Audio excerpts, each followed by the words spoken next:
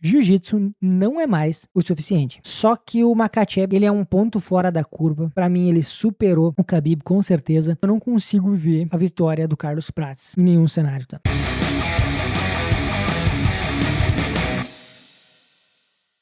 E aí, galera da Berga Fight Club, eu tô sumido faz alguns dias, uns 11 dias mais ou menos que eu não posto. Então, aos que acompanham o meu canal, desculpe pela demora. E aos que nem sabiam que ele existia, bem-vindos. Então, hoje eu quero falar com vocês sobre 4 lutas, que são essas que estão aparecendo agora aqui na tela, mas antes de tudo eu gostaria de abrir um parêntese. Para quem acompanha há mais tempo, percebeu que o meu microfone mudou e que agora fica esse trambolho na minha frente. O pequenininho que eu usava, simplesmente eu perdi. Eu levei eu e minha namorada, a gente foi no centro, ela tinha que fazer um trabalho da faculdade, tinha que entrevistar uns turistas. E aí eu fui lá, entrevistando, fui guardar no meu bolso, sei lá, desapareceu o negócio. Tomei no rabo, menos 250 pila custava aquele pequenininho. Mas enfim, sem mais delongas, vamos pro vídeo. Cigarro. A primeira luta que eu gostaria de conversar aqui é sobre Bonickel versus Rodolfo Vieira. E por que eu gostaria de comentar essa luta? Porque o Rodolfo é muito bom de jiu-jitsu, né? Campeão mundial, enfim. E, mais uma vez, essa luta prova de que o jiu-jitsu puro já não é mais aquela letalidade toda que era no começo, quando ninguém conhecia o jiu-jitsu ainda. Hoje em dia, a defesa de quedas já está presente em todos os lutadores, né? Alguns mais, alguns menos. E, por obviedade, um pré-requisito para tu lutar o jiu-jitsu é que tu tenha que encurtar e agarrar, né? Salvo algumas exceções, tipo o Charles, que te coloca na grade, começa a escalar em ti e te finaliza. Normalmente tem que levar o cara ao chão, enfim. E aí, então, fazer um jogo de finalização nele. Pra isso tem que derrubar, cara. E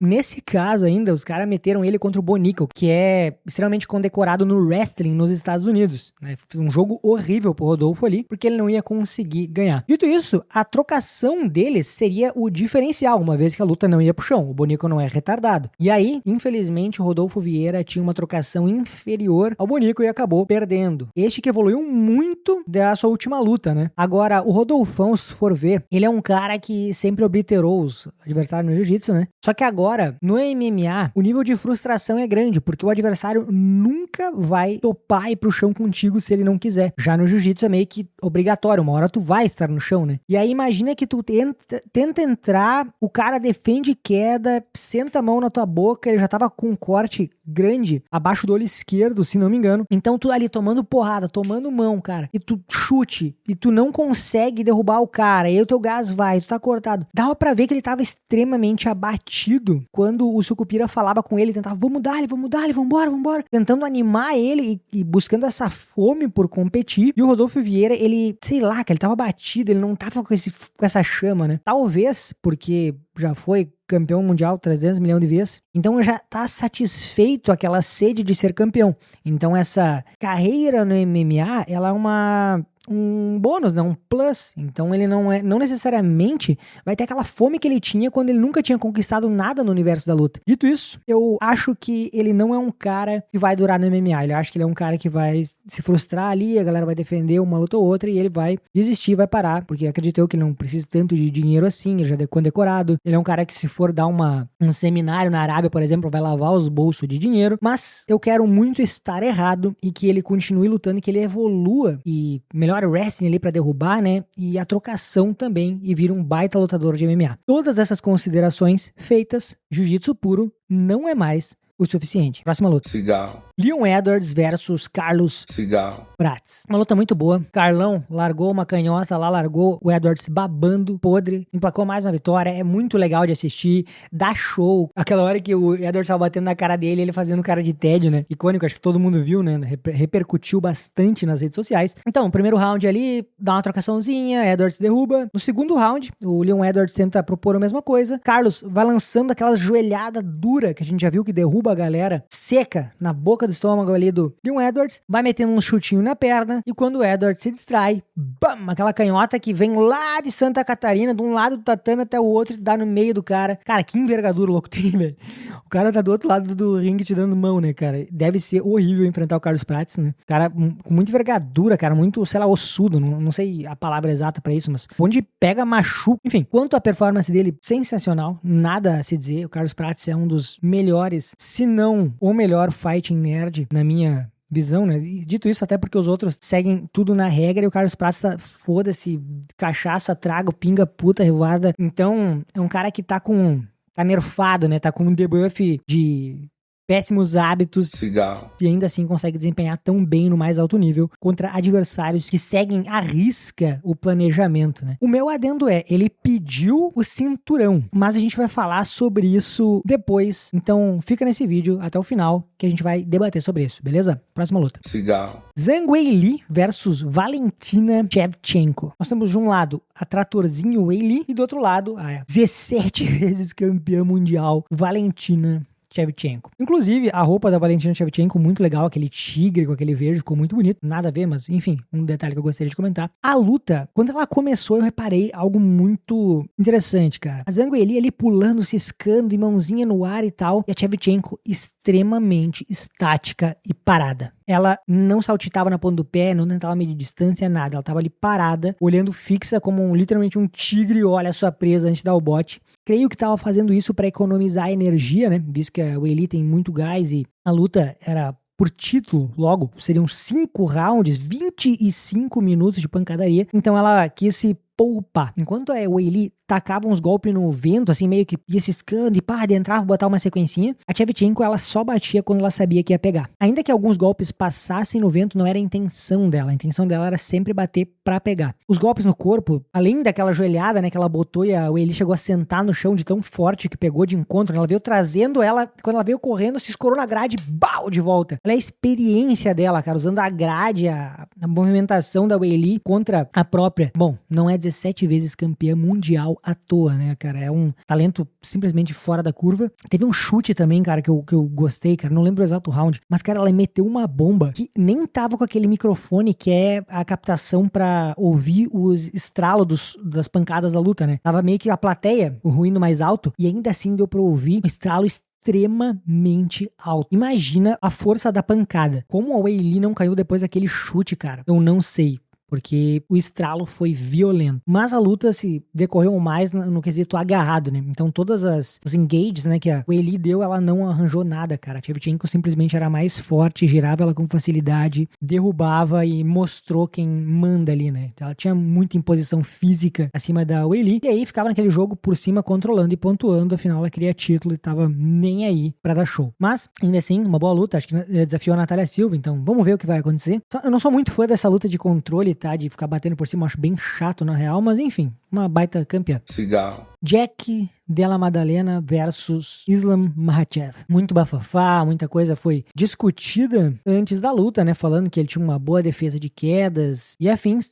Só que o Makhachev simplesmente dominou. Ele fez parecer fácil arregaçar um campeão mundial. Então, cara, tem gente que vai odiar, tem gente que vai amar. Anyway, todos devem respeitar. Ele é um ponto fora da curva. Pra mim, ele superou o Khabib, com certeza. Daí a galera fala, o Khabib é invicto. Cara, se tu pegar a luta do Khabib versus o Gleison Tibau, pra mim, o Gleison ganhou, né? Aquela luta chata, derruba, ele quedou o Khabib, ele... Cara, pra mim ganhou. Então, se fosse sem garfo, fosse na linha, com os pingos nos i, o Khabib também estaria... Ele estaria 28-1. É o mesmo score do Makhachev, só que o Makhachev, ele é duplo campeão mundial, o Khabib é uma vez, então eu acho que sim, o Khabib foi superado, tá? Pelo Islam. Sem falar que o Islam vai continuar a lutar, acredito, então vai trazer mais algumas vitórias, creio eu. Então, com certeza, ele ultrapassou o Khabib e se torna um dos maiores nomes da história, saindo assim da sombra, né, do Khabib. Não é bem sombra, cara, que eles são muito bruxo, cara. Eles são dois caras que se respeitam. Tem até aquela cena icônica, né, que tá os dois num palco, a galera fazendo muita pergunta pro Khabib, que era o hype na época. O Islam poucos comentavam. E ninguém tava perguntando nada pro Islam. E aí o Khabib, vendo aquilo, ele vira, simplesmente, após responder uma pergunta, pro Islam e fala, Islam, como um grande fã seu, eu gostaria de fazer uma pergunta. O Islam dá risada e tal, responde a pergunta dele. Então é um nível de irmandade ali, né, de brotherhood muito grande, cara. Esses dois ali, bom, se criaram juntos, né? Discípulos de Abdulmanap, o grande mestre lá que infelizmente já faleceu. Mas, sobre a luta em específico, o Madalena viajou legal, né? Claro que o medo da queda faz com que tu se torne um striker pior. Frase essa dita até pelo Dustin Poirier. E desse, a gente não tem dúvida nenhuma que é um casca grossa e que tem muita propriedade pra falar. Só que teve situações ali, uma hora ele botou as duas mãos na cara, assim, se tapando, e o Islam só derrubou ele. E aí os comentaristas, o Minotauro e eles, bah, pelo amor de Deus, cara, o que é isso, velho? O cara me bota as duas mãos na cara, sabendo que precisa de uma mão pra levantar a queda. Então, realmente ele teve diversas falhas, o bicho tava todo assustado, fez várias caretas enquanto era dominado pelo Islam. Teve uma situação também, cara, que ele tentou derrubar o Islam e o Islam, com as duas mãos aqui grampeadas, né? Ele girou e voltou e não abriu a pegada. É muita força. Ele é um campeão dominante, não vejo outra pessoa ganhando. E aí que a gente entra na questão do Carlos Prates. Se Carlos Prates enfrentar o Islam Makhachev, o que eu, Eric, quero é que o Carlos Cigarro bata nele. A questão é, eu não vejo isso possível. Por quê? O Leon Edwards conseguiu derrubar ele, né? Apesar do Carlos Prates ser faixa preta, conseguiu dominar aquela mão ali, o nível do Islam Makhachev, vocês vão ter que concordar comigo, é extremamente maior do que o Leon Edwards. Na questão de luta agarrada, seja o tempo de queda para derrubar, que é fenomenalmente diferente do Leon Edwards, quanto a habilidade de jiu-jitsu dele também. Então as transições, tudo. Pensa um grappler extremamente pior que vai propor apenas a luta agarrada, e toda vez que o Prates plantar pra juntar aquela força do Muay pra jogar as mãos duras, é tudo que o Islam quer. Então eu não consigo ver, tá? Eu espero, de novo, eu torço pro Carlos Prates, eu espero muito que eu esteja errado, mas eu não consigo ver a vitória do Carlos Prates em nenhum cenário, tá? Só, tipo assim, aquela mão que o cara não viu ali, meio despercebida, no começo da luta ali, pegar uma bendada e largar o Islam podre num nocaute, assim, ou ele entrar num time errado, ele puxar uma joelhada ali na boca. Mas agora, se ele der essa encurtada pra brigar a curta distância do Muay Thai, ali, cotovelo, joelho, ficar meio aquela luta amarrada, cara, o Islam vai colar nele, cara, e não consigo ver ele vencendo, velho. Me desculpem, mas não consigo ver. Só se ele conseguir manter a distância ali, mas todo mundo tenta fazer isso e ninguém consegue, cara, esse que é o problema. Mas de novo, cara, eu torço pra que ele consiga achar uma mão ali, um coice, uma joelhada, sei lá, e largue o Islam podre, e aí ele vai engolir todo o hype do Islam Makhachev e vai, caralho, dá pra fumar e virar campeão do UFC, incontestavelmente. Mas, enfim, concordam comigo que vai ser difícil. Bom, esse foi o vídeo de hoje. Obrigado a todos que aqui estão, todos que assistiram. Se vocês discordam de algum ponto que eu coloquei, por favor, comente aqui embaixo. Eu quero ouvir o que vocês têm a dizer. Talvez eu não esteja vendo algo, né, que eu tenha deixado passar e vocês tenham percebido. Um grande abraço, fiquem com Deus e até o próximo vídeo. Cigarro.